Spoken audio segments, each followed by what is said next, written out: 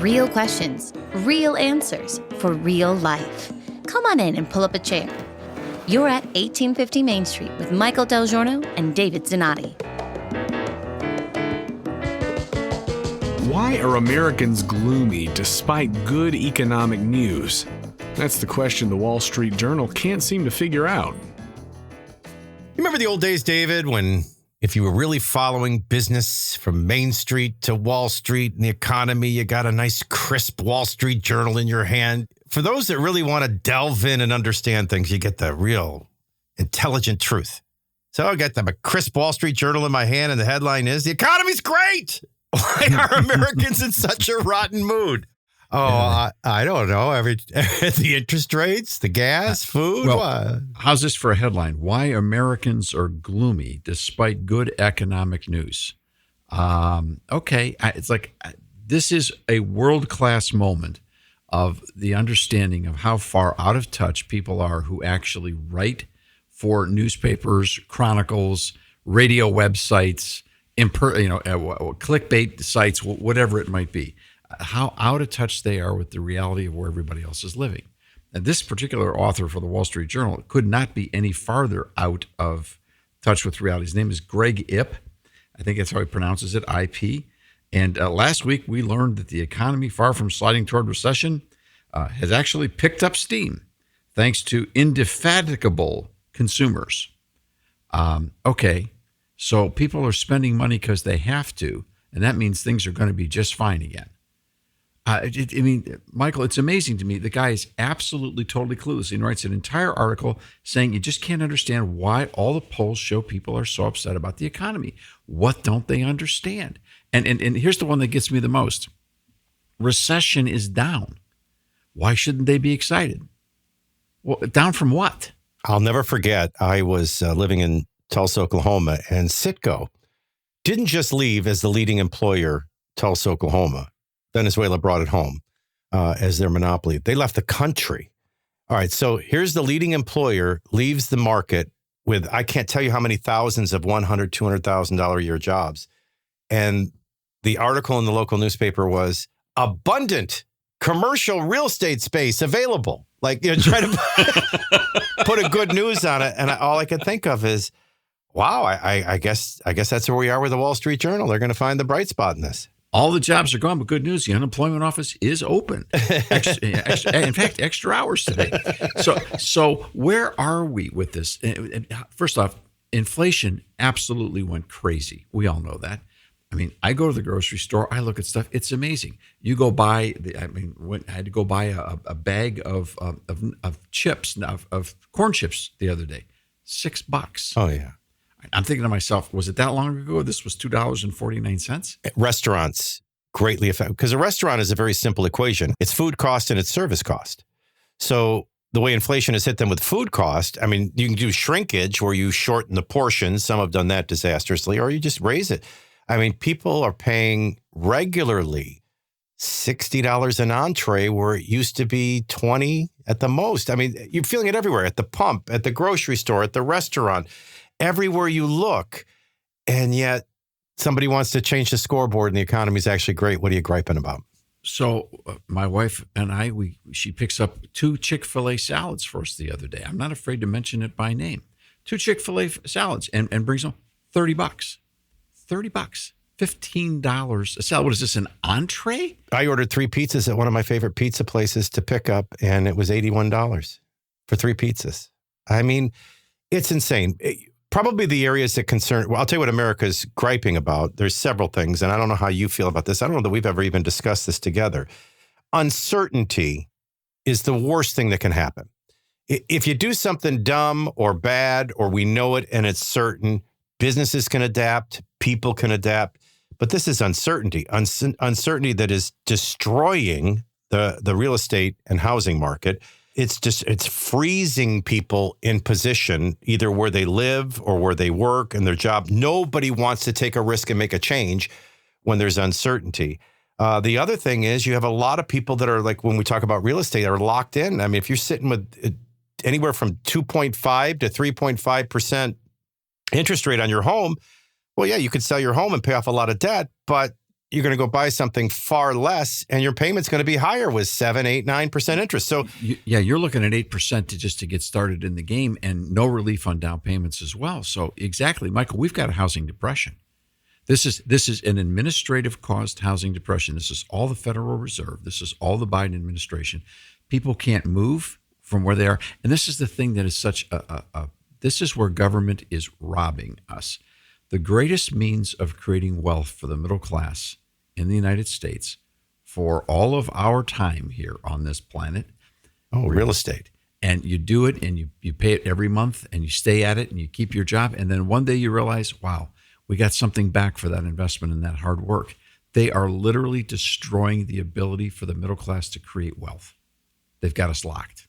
But wait, it gets worse. There's more. Yeah. If you're trying to buy a home and you're a first-time home buyer, young people cannot buy a house.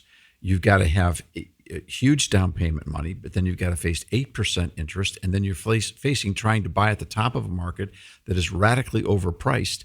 You can't get there. We're permanently locking young people into renting. So we're not even giving them a chance to get on the merry-go-round. I mean, it's just it, and this is all driven by this administration. Now, I want to make it clear, I will endlessly say this to you. You know I'm not a Republican when I say this to you. I'm not coming at this because I think that there's someone coming around the bend that's going to save America as a presidential candidate. No, this is just stupid. I mean, this is really hurting people. Inflation's gone over the moon, and the Wall Street Journal saying, yeah, but guess what? It's down to a 3% rate. Well, that's great. We jacked it up to 20, and now I only have to worry about the 20 going up by 3% next year. Yeah. I mean, how stupid? Do you want to play Monopoly with somebody like this? What no. the heck? And here's the basic principle. And this works in your home. This works with your kids' allowances. It works with businesses, and it works with governments. You can't spend your way out of a spending problem. You can't debt your way out of a debt problem. So the way inflation works is you raise interest rates to slow spending down, which they have effectively done for the average Americans who are forced to slow down. But you have never had, we've had for the last 30 to 40 years, a problem with government spending, but not at the levels that Barack Obama took us to, even the tail end of George W. Bush, but Barack Obama specifically and the Biden administration and the Trump administration to some degree. The Trump administration tanked us on COVID. Absolutely tanked us on COVID. You raise interest rates to cool down spending. But who's going to cool down these people in Washington because it's their spending that are keeping them there, or going to even force them to raise it even higher? The other day, the new speaker gets into a jackpot because he's saying, "Excuse me, if we're going to give more money to Israel, that's fine, but we need to take it out of something else. And here's a program that shouldn't have been passed in the first place. So let's just cut that giant raise for IRS." Now, we can argue all the time about whether or not IRS needs more or less money. I get all that. I mean, pay taxes where taxes are due. I understand that. But the reality of the matter is he was criticized and said the new speaker, this is by the members of the Senate, said the new speaker doesn't understand how emergency funding works around here. No, I think he does. So I was thinking to myself, hey, Michael, you got one of those emergency funding machines when something goes wrong. You just go over here and you say, here's my money. No, and the other thing you can't take for granted, too, is that even though the allocation is there, and again, urgency and emergency are great words to get people to do things they otherwise wouldn't prioritize and do. The reality is you can say, I need this for the IRS, but what's the intent of that money for the IRS? Well, that's to take more money and have more agents out there finding money from the people who aren't the problem. The same thing with the border. But is that money really going to build a wall? Because the speaker brought that up. Is it really going, to do the things that would protect our nation and seal our border? Or is it going to process people and disperse them within the landscape of America more effectively? So you can't even go by how the allowances for the budget is. Does it really even match the agenda? Like when you send money to the Palestinian territory, does it actually get to the people you're trying to rebuild their streets, or does it go to terrorists to blow up other streets? So how could the Wall Street Journal be this far out of touch with reality? My guess is they're not alone.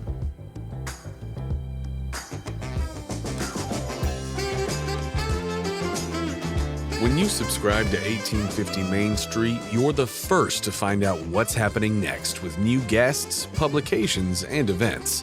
And when you spread the word about 1850 Main Street, you're helping others find real answers to the real questions facing America right now. To learn more, visit 1850mainstreet.com. And please, tell a friend.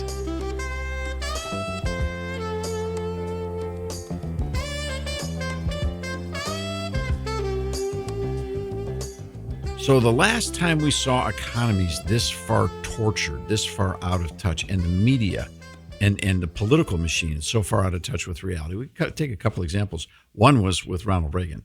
Mm-hmm. I mean, he's the guy who jumped on top of the misery index reality and just drove that with Jimmy Carter.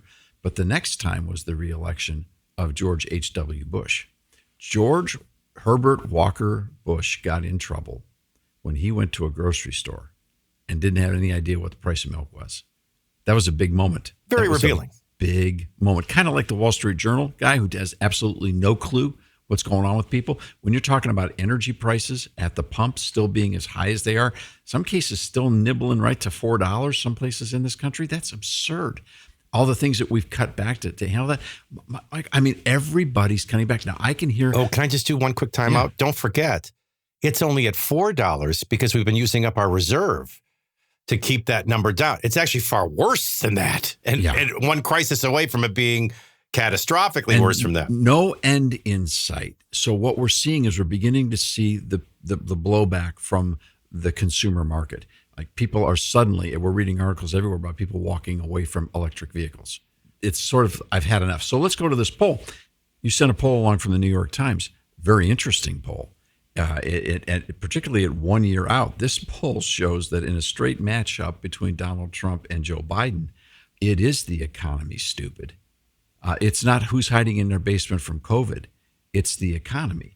And when you look at those numbers, I tell you, you shocked me on that because these numbers are showing Trump winning between 3 and 10 percentage points in 5 of the 6 key swing states that he has to win to be reelected. What I loved about this poll is we often have this conversation, you see these generic pollings, we're not going to do popular vote. We're not going to do nationwide. All that really matters is what's going to happen in what we've identified as 7 to 10, really, in some cases, key areas, key precincts, key districts of key swing states.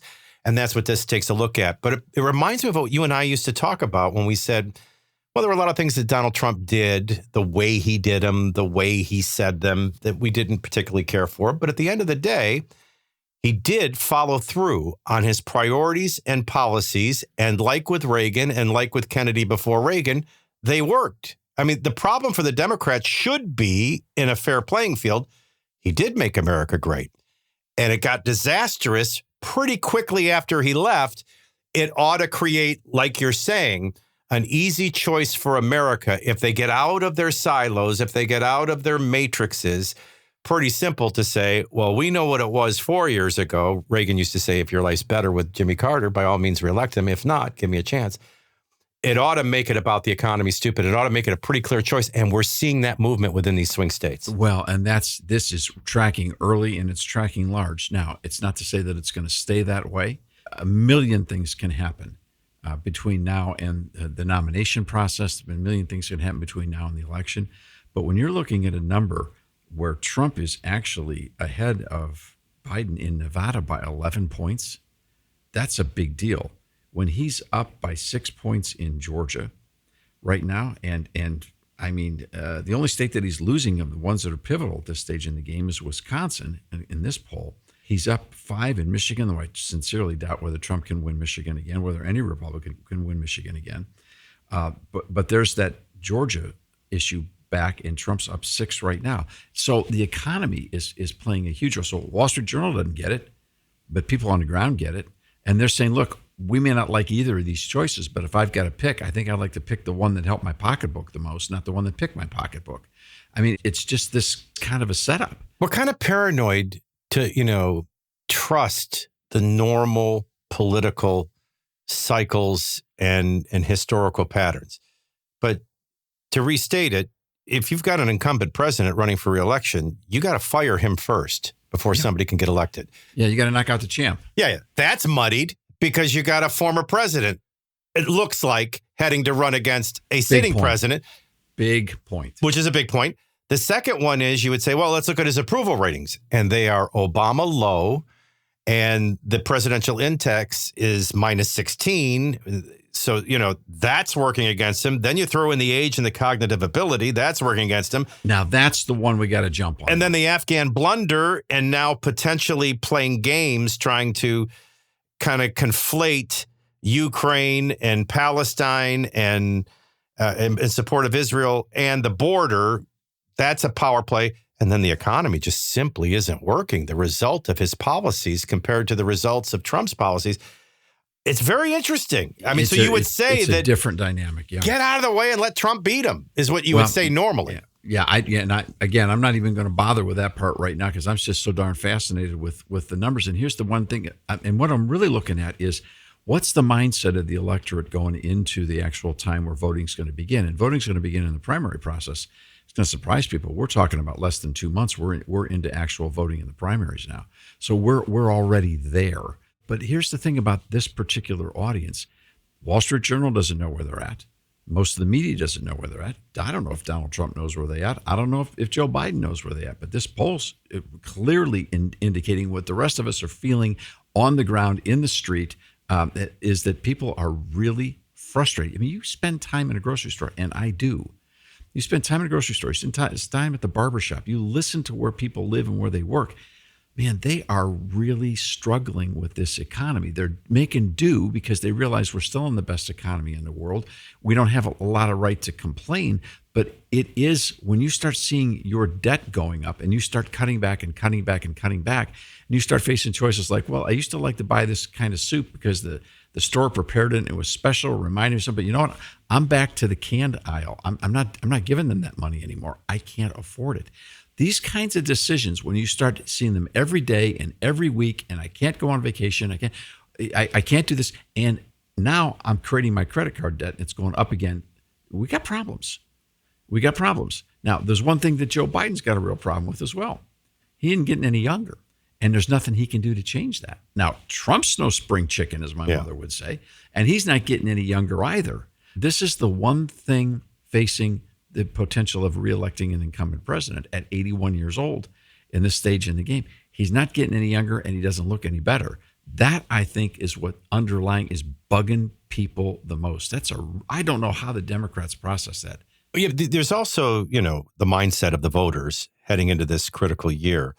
The Democrats are going to want to make it, their traditional stance is make it about the climate, make it about equality and equity, make it about women's rights and abortion, but if you can't afford to feed your kids, if you can't afford to put gas in your car, I would even think on the left, they don't have that luxury. Meanwhile, the right should be at least talking about the right things. And in Donald Trump, you get all the right things.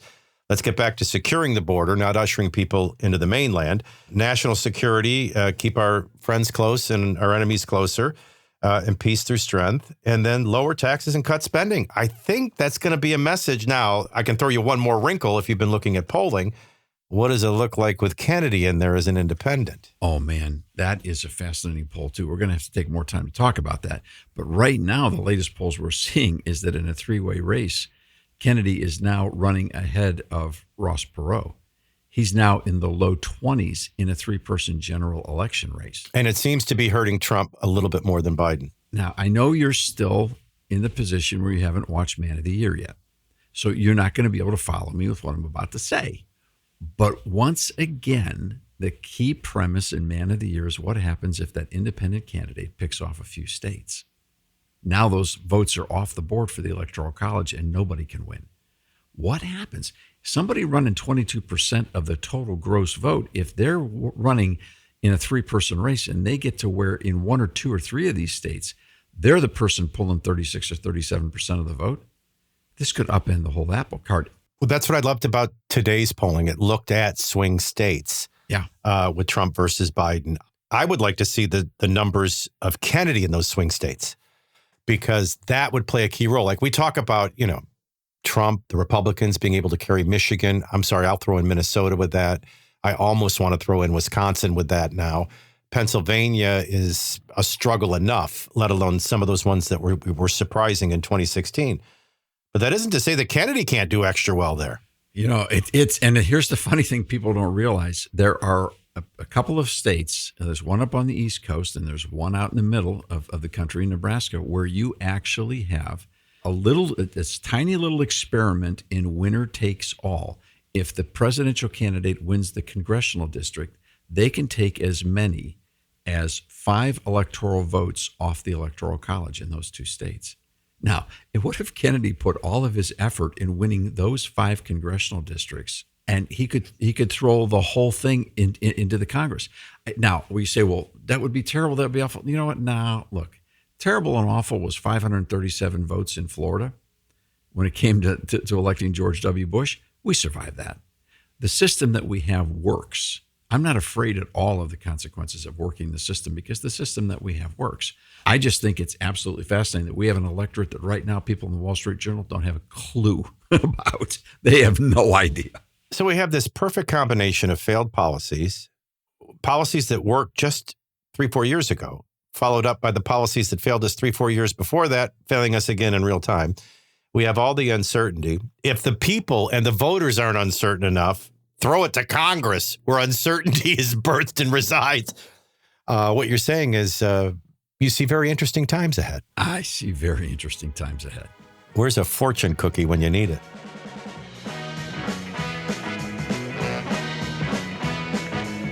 The conversations are just getting started. To get connected, check out 1850mainstreet.com. We don't data mine anyone or sell your information. Subscribe today so you don't miss a single conversation. We'll see you next time here at 1850 Main Street.